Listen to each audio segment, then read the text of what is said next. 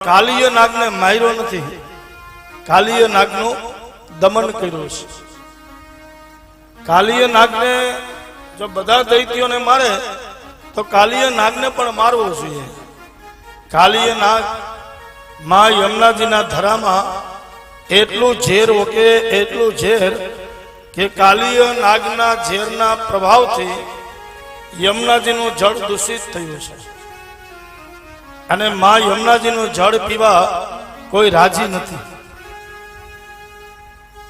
તો ગોવાળિયાઓ ભગવાન શ્રી કૃષ્ણને કહે કે યમુનાજીનું જળ એનું કોઈ પાન નથી કરતું, કારણ કે જે કોઈ યમુનાજીનું જળ પાન કરે એનું મૃત્યુ થાય છે.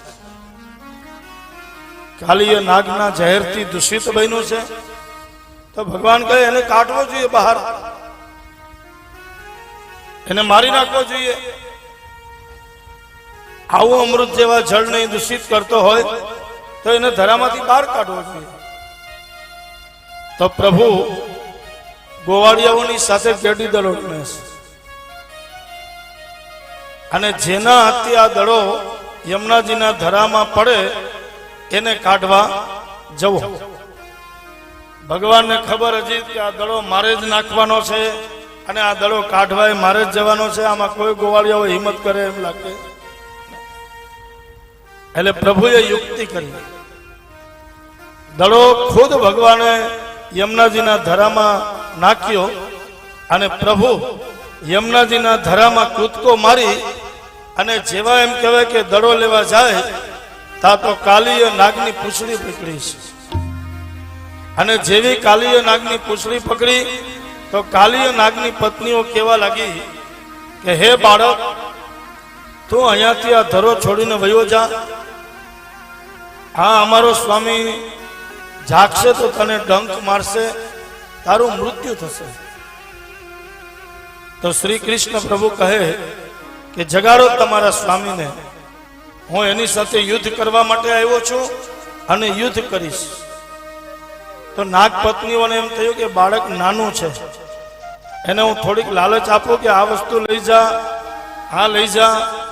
ઘણી બધી વસ્તુની લાલચ આપી, પણ કૃષ્ણ કહે કે હું લેવા નથી આવ્યો, યુદ્ધ કરવા માટે આવ્યો છું, જગાડો. અને કાલીય નાગ જાગ્યો છે. કાલીય નાગ અને ભગવાન શ્રી કૃષ્ણ યુદ્ધ થયું, પણ ભગવાને કાલીય નાગને માર્યો નથી. એનું કારણ ભાગવતકાર બતાવે છે. શું કામ નથી માર્યો? નાગના 9 કુળ છે અને 9 કુળમાંનો એક નાગ એટલે શેષ, અને શેષ એટલે ભગવાન શ્રી કૃષ્ણના મોટા ભાઈ. તો ભગવાન શ્રી કૃષ્ણને એમ થયું કે હું કાલીય નાગનો વધ કરીશ, કાલીય નાગને મારી નાખીશ તો મારા મોટા ભાઈ બલરામને દુઃખ થશે. એટલે પ્રભુએ કાલીય નાગને માર્યો નથી, પણ કાલીય નાગનું દમન કર્યું છે. અને બીજું કારણ ભાગવતકાર કહે કે કોઈ પણ ઇન્દ્રિયોથી પાપ થયું હોય તો એનું દમન કરવું. અને જે ઇન્દ્રિયોનું દમન થાય, નાગ દમન પછી જ ગોવર્ધન પૂજા આવે છે. નાગ દમન પહેલા ગોવર્ધન પૂજા નથી આવતી. ગો યાની ઇન્દ્રિયા અને વર્ધન એટલે વધવું. એક એક ઇન્દ્રિયોને ભગવાન શ્રી કૃષ્ણના ચરણ તરફ વાળવી, ભગવાન શ્રી કૃષ્ણના ચરણ તરફ વધારવી, એને કહેવાય ગોવર્ધન પૂજા. ગો યાની ઇન્દ્રિયા, વર્ધન એટલે વધવું.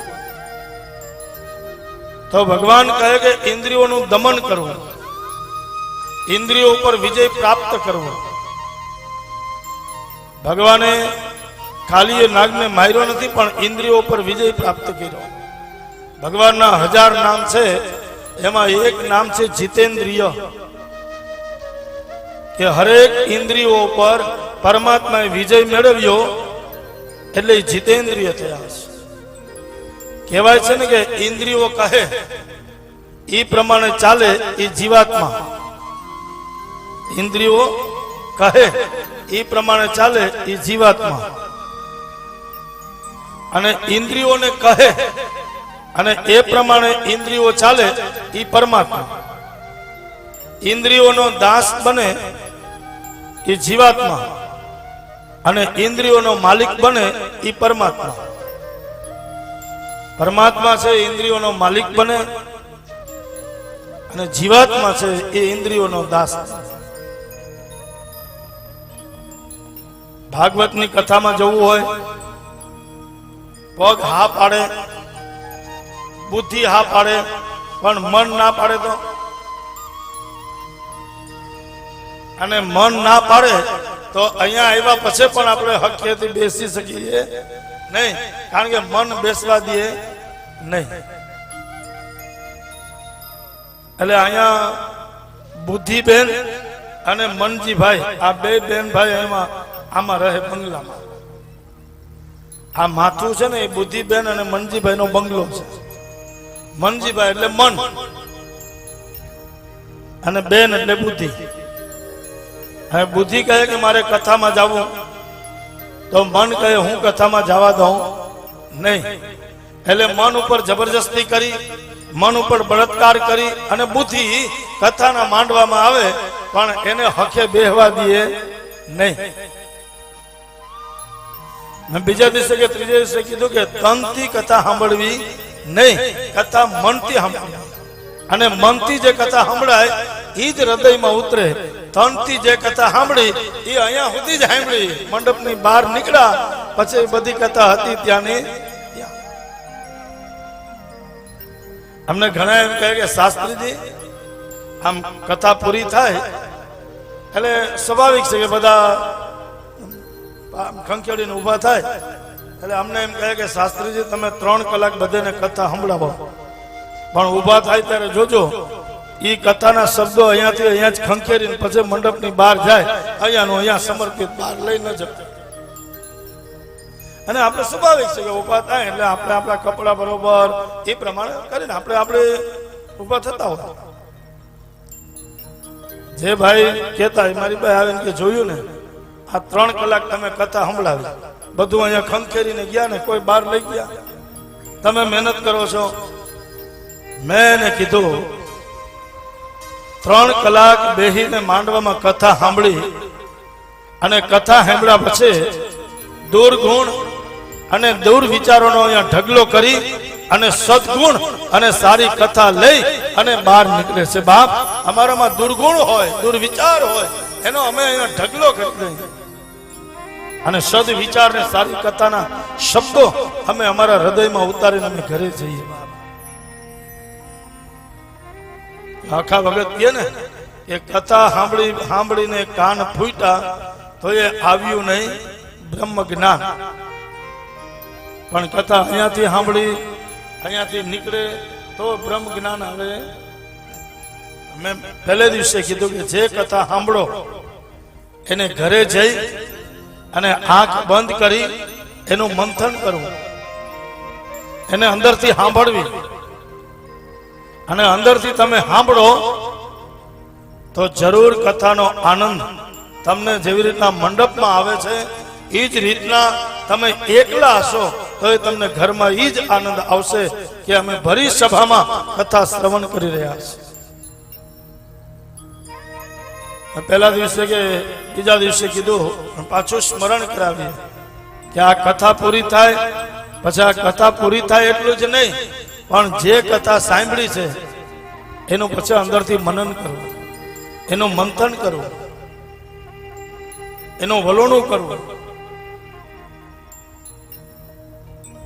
પછી એક દિવસ મેં કીધું કે પાયલનો અવાજ આવશે, ઝાંઝરનો અવાજ આવશે તો એ સમજી લેજો કે બીજા કોઈનો નહીં હોય. બાપ, કાળિયા ઠાકર, દ્વારકાનો નાથ આપણી આજુબાજુમાં ફરી રહ્યો છે. એનું મંથન કરવું. તો નાગ દમન, નાગને માર્યો નથી પણ એનું દમન કર્યું છે.